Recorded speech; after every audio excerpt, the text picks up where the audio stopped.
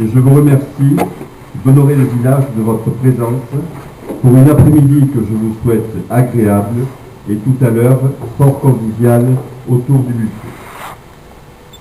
Un théâtre de plein air à Tourtouze, petit village du Volvestre, niché au milieu de la végétation, l'annonce a pu en surprendre quelques-uns. Et comment en est-on arrivé à cette réalisation qui s'inscrit dans une volonté d'aménagement et d'embellissement du village, initiée par les municipalités précédentes, conduite par M. Bertrand et M. Peytou, en vue de mettre en valeur cet ensemble monumental, unique dans la région, inscrit en 2009 au titre des monuments historiques, et qui fut au XVIIe siècle la résidence de Bruno de Ruade, évêque du Couserans, et ce site, à ce titre, est en lien direct avec Saint-Dizier, un grand site de Midi-Pyrénées. Tourtouze contribue ainsi, par son passé historique et son ensemble monumental, au maillage des sites patrimoniaux qui témoignent de la richesse de l'histoire en Ariège et a bénéficié de l'opération de réhabilitation des sites castraux initiée par le pays Couserans. C'est ce qui nous a permis effectivement, lors de la construction, d'avoir une restauration du rempart dans son ensemble, une partie étant prise dans le cadre du pôle d'excellence rurale et l'autre partie étant prise dans ce programme de réhabilitation des sites castraux.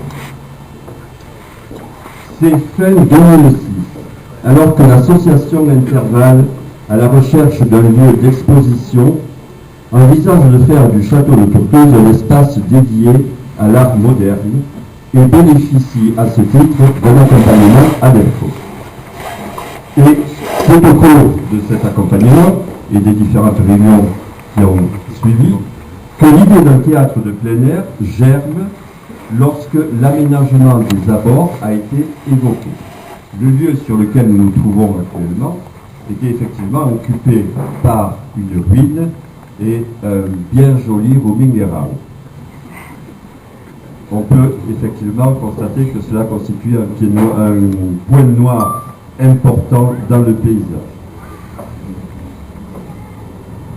En 2008, la nouvelle municipalité s'engage sur un projet d'aménagement et de valorisation de cet ensemble monumental et travaille sur une possible utilisation du château.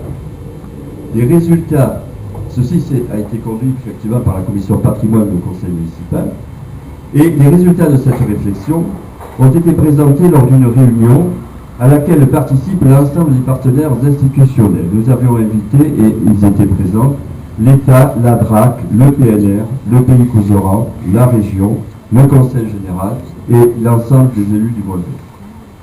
Cette présentation a suscité un intérêt certain et a débouché sur la constitution d'un comité de pilotage et la commande d'une étude de faisabilité et de valorisation de la Motte-Saint-Gaudane, étude qui se déroule de 2010 à 2011. Et c'est en 2010, au cours de cette étude, que le projet fait l'objet d'une candidature au titre des pôles d'excellence rurale.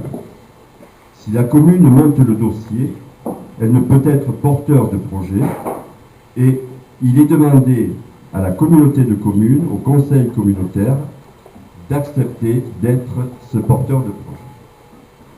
Cette demande a reçu l'accord unanime du conseil communautaire qui a également voté une participation de 10% à l'autofinancement. Je tiens quand même à préciser que l'ensemble des décisions qui ont été prises pour la réalisation de ce théâtre ont toutes été prises à l'unanimité. Cette candidature, soutenue par M. Corré, alors sous-préfet de Saint-Giron, et par M. Barry, qui l'a défendue hors du territoire, est couronnée de succès et comprend deux axes.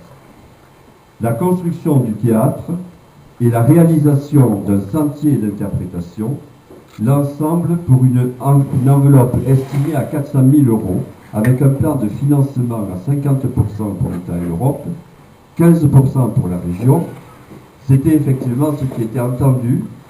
Il se trouve que la région n'est intervenue que sur la partie patrimoniale et non sur la partie culturelle. Et 15% du conseil général, il restait donc 20% d'autofinancement.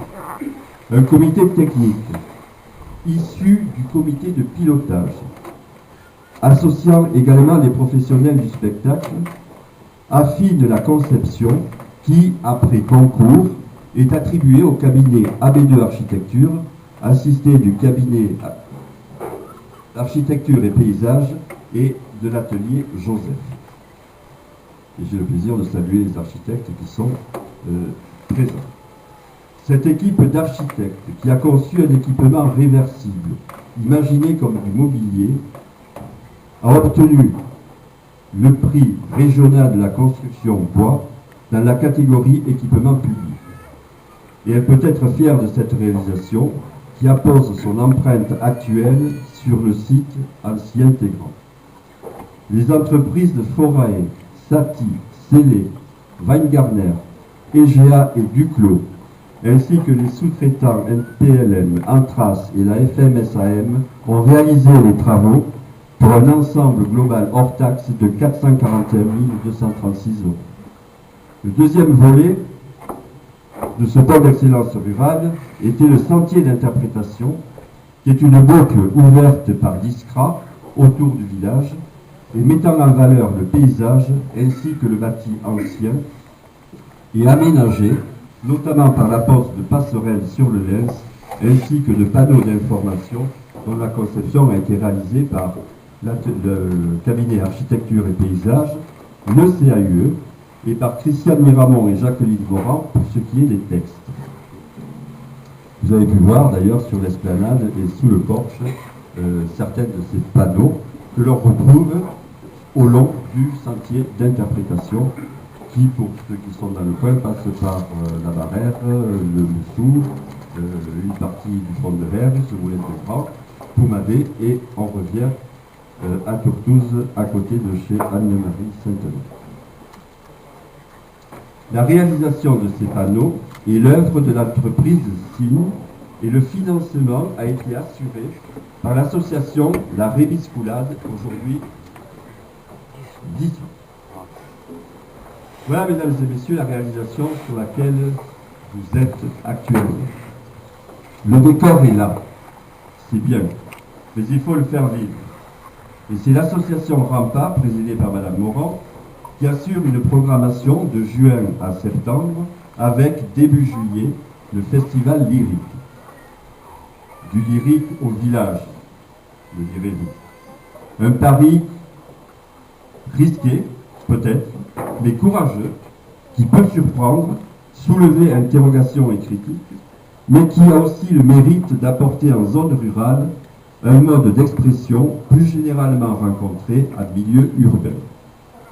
Et je salue l'implication des membres de l'association dans l'animation du site, ainsi que la variété et la qualité de la programmation. Le dernier spectacle, Un autre Lautrec, en est l'illustration. Je voudrais également remercier nos financeurs d'avoir permis cet aménagement qui se veut un levier pour le développement de l'économie touristique et de l'économie culturelle, en accroissant l'attractivité du territoire par la valorisation du patrimoine. Le Volvestre est quand même une des portes d'entrée du parc naturel régional. C'est aussi une porte d'entrée vers une destination pyrénéenne. Et des activités de pleine nature y sont présentes. Je voudrais parler et rappeler le sentier, le plan départemental de randonnée qui traverse le Volvestre, ainsi que le circuit VTT qui a été conçu entre la communauté de communes du Volvestre et celle du Bac Couserans. Oui, nous pouvons être satisfaits de cette réalisation et des spectacles qui s'y déroulent. Mais au-delà d'un équipement structurant, certes, qui comble un déficit sur le Couserans et dont l'espace scénique est à la disposition de compagnies qui sont à la recherche d'un lieu d'expression, c'est aussi la détermination d'un territoire rural qui affirme sa volonté de vivre et de se développer. Enfin, pour terminer, je voudrais souligner deux choses. La première, Madame la Préfète, C'est l'écoute et la disponibilité que nous avons rencontrées auprès de vos services dans ce dossier. Car pour une petite commune, il y a des jours où c'était un petit peu compliqué. La seconde, c'est que ce théâtre n'est pas seulement celui de la commune ou de la communauté de communes. C'est le résultat d'un travail collectif, d'une remarquable mutualisation des compétences. C'est celui d'un territoire, c'est celui du Couserans. Et comme pourrait le dire Henri Nérou, en jouant groupé, on arrive à porter le ballon entre les poteaux. Et alors un dernier mot, là cette fois-ci c'est sûr, je voudrais remercier Maïté Bain et Marie-Veuve Sotil qui ont spontanément réalisé la décoration florale. Merci à elles. Et merci à vous de votre attention.